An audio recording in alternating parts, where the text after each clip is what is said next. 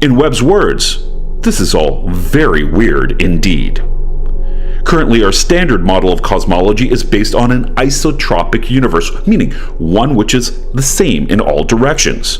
The new research could potentially throw that way of thinking out the window, and along with it, Einstein's theory of gravity. For years now, bees have been dying at record rates, impacted by disease and pesticides. The agricultural industry's already been fighting a battle to keep healthy colonies alive. Now there's a new threat. According to the Department of Agriculture, 1 in every 3 mouthfuls of food is in some way a product of bee pollination. They looked cartoonish and prehistoric. Like Jurassic Park, something out of Jurassic Park. Bigger than they should be.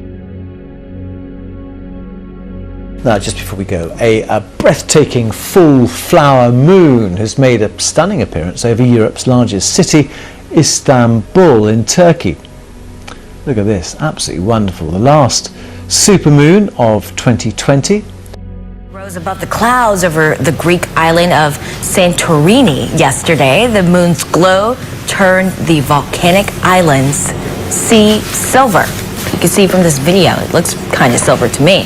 Social distancing measures meant no tourists saw the sight. Supermoons happen when a full moon's orbit places it closer to the Earth and makes the moon look larger. The next one, scheduled for April next year, a supermoon occurs when the moon's orbit is closest to Earth, making it appear larger than life. Look at that shot there. Absolutely fantastic over the blue Moscow.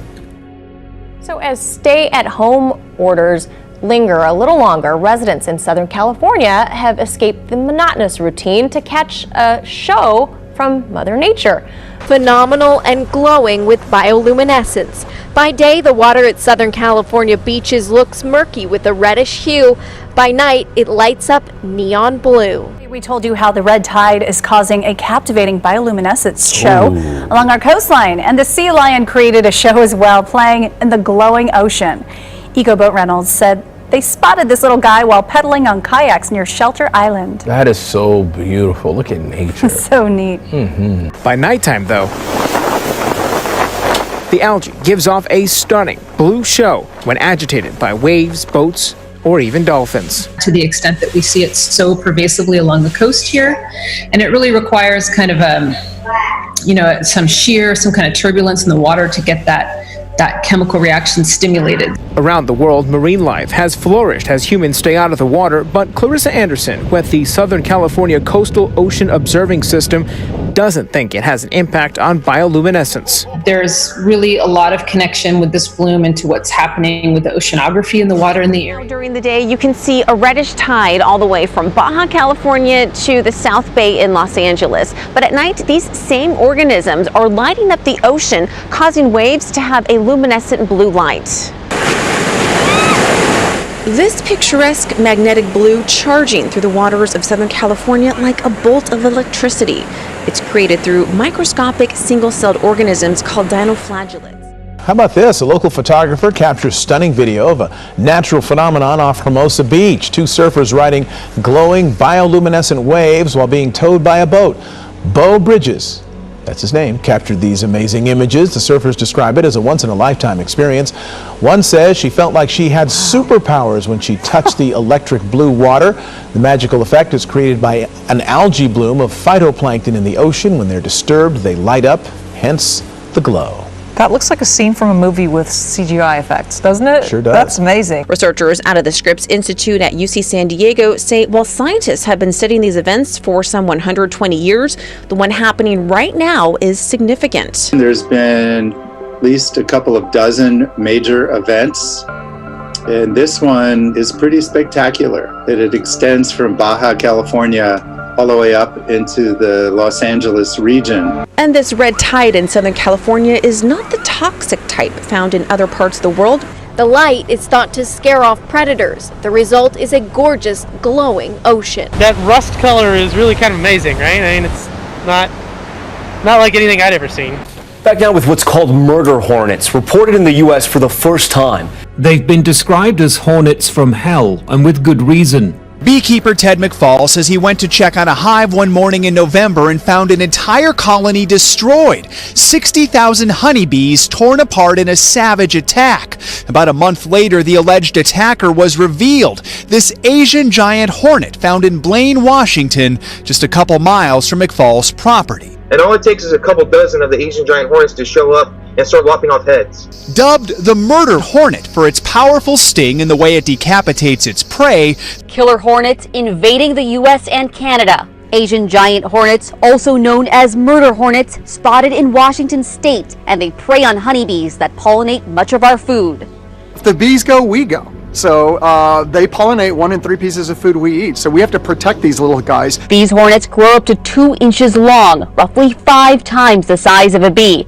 And in Japan, where they originate, they reportedly kill up to 50 people each year. In its native Asia, Vespa mandarinia is notorious, seen on programs like Netflix's 72 Dangerous Animals. Washington State entomologist Chris Looney says the clock is ticking. The goal is to eradicate it now while the population is presumably small. If he and his colleagues can't wipe out the invaders this summer, they're likely to multiply and spread across the country with potentially disastrous consequences. They're one of the largest hornets that we have on the planet, and so that's what makes them so unusual and makes them so striking to people. They do not occur here. The mandibles, there we go, you can sort of see them, are pretty large. They're very, very sharp, and that's what they use to decapitate bees, and then they'll mash up the thorax into a meatball, they call it, and fly it back to feed to their larvae. North American bees have no idea how to fight an alien predator like this. Bee Lives Matter experts say not just for honey, but the entire food system. The pollination that honeybees do for our food supply cannot be understated. I mean, there's so many fruits and vegetables that are dependent on honeybees. In other words, a threat to the bee is a threat to you and me.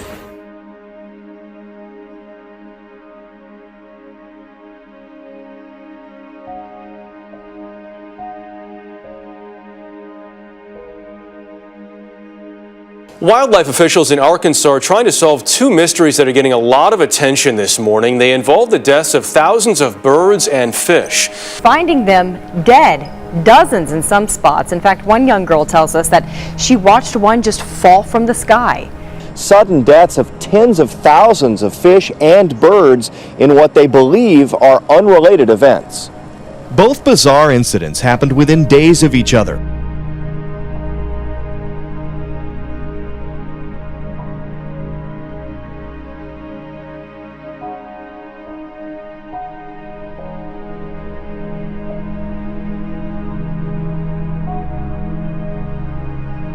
A bizarre dead bird mystery may be spreading abroad now. In Sweden yesterday, between 50 and 100 birds were found on the ground. A veterinarian is trying to figure out what killed them. On Monday, about 500 dead birds also fell from the sky in Louisiana. Some may have hit a power line. About 500 miles away in Arkansas last Friday, thousands of blackbirds dropped dead. It was a situation few who saw it would ever forget. 13 years ago, emergency crews flocked to downtown Austin to deal with a mysterious crisis. So, what caused it?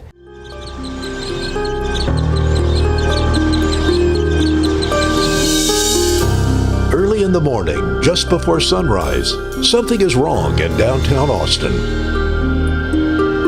By daylight, police shut down 10 blocks of Congress Avenue. Only emergency workers are allowed within the barricades. Helicopters search rooftops as workers in hazmat suits scour the streets looking for clues. Odd vehicles with strange equipment rush about. This January morning plays out like a scene from a disaster movie. Entrance to our building is blocked off. I work in the Frostbank Tower, and they told us we had to evacuate the building. Why are we promoting a fear factor here? The answer? Birds. Dead birds. 60 of them, mostly grackles, that fell from the sky and landed in the middle of one of Austin's busiest streets.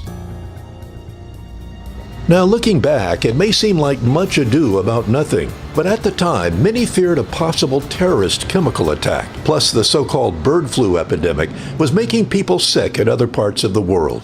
But after testing the air and performing bird autopsies in the middle of the street, the all clear sounded. It would be several weeks before we found out why the birds had died suddenly. According to avian experts, they were weakened by parasites and fell victims to a sudden temperature drop overnight. The final verdict?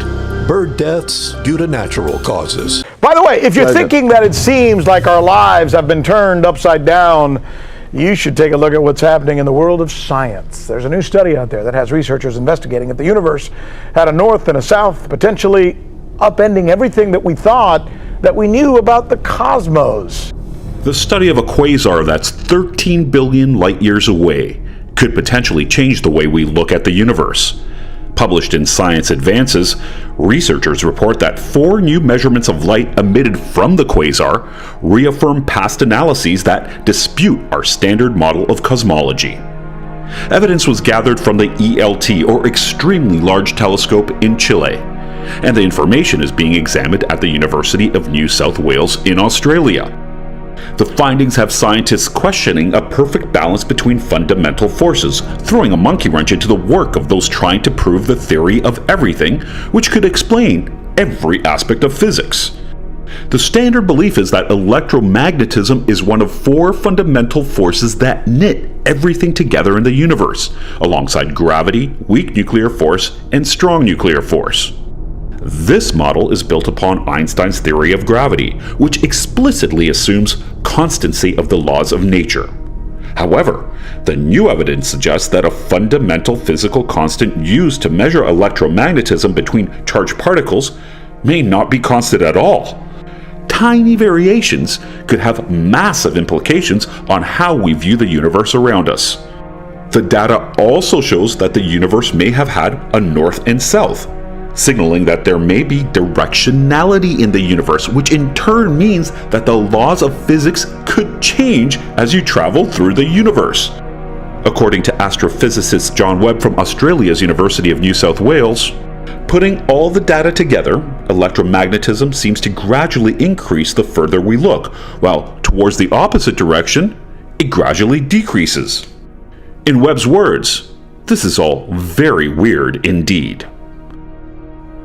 If these findings are confirmed, they could help play an important part in explaining the universe itself and life's place in the bigger scheme of things.